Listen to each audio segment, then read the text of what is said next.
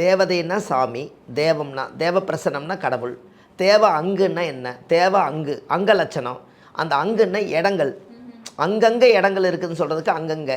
அந்த காலப்போக்கில் அதை சேர்த்து என்ன பண்ணிட்டாங்க, தேவ அங்குங்கிறத காலப்போக்கில் தேவ ஆங்குன்னு வச்சுட்டாங்க இல்லைங்களா. அதனால் அது அந்த காலத்துலலாம் பார்த்தீங்கன்னா அந்த குழந்தைகளுக்கு இந்த ஏடெல்லாம் கட்டுவாங்க.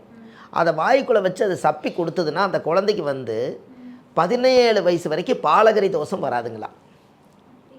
பாலகரி தோசைன்னு என்னங்க, அந்த குழந்தைக்கு இரவில் ஏதாவது பயந்துக்கிறது, நலுக்கமாகிறது, குழந்தைங்க தொட்டலை தூங்கவே மாட்டேதுன்னு சொல்கிறது, இதுகளுக்கெல்லாம் அந்த தேவாங்க பார்த்துட்டு போனால் அந்த தேவாங்க கிட்டேருந்து ஒரு எந்திரத்தை வாங்கி கட்டினா நல்லா இருக்குன்னு ஆதி காலத்தில் அந்த ஒரு சின்ன திருண்டு தேவாங்க கூட்டி வச்சு கவர் மந்திரிச்சு கொடுப்பாங்க.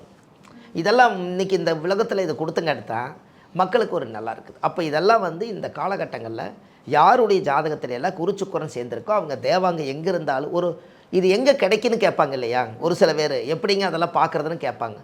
இது ஏன்னா இதுக்கு ஒரு இது வரும் இல்லைங்களா. அதுக்கு நீங்கள் என்ன பண்ணணும்னா இந்த ஜூ இருக்குது இல்லைங்களா, அங்கே எல்லா மிருகங்களையும் அடைச்சி வச்சுருப்பாங்க கரெக்டுங்களா. அங்கே போய் பார்த்தோம்னா அந்த ஒரு இது இருந்தாலும் கூட அது கொஞ்சம் நேரம் உட்காந்து நீங்கள் பார்த்துக்கிட்டே இருந்தீங்கன்னா அந்த சக்தி எல்லாம் நீங்கள் உள்வாங்க முடியும். அந்த பார்வையே வேறு மாதிரி இருக்குது. இது தான் அந்த தேவாங்கன்னு சொன்னாங்க. அதனால் இதெல்லாம் பார்க்க வரைக்கும் ரொம்ப சிறப்பாக இருக்குன்னு வச்சுக்கோங்களேன்.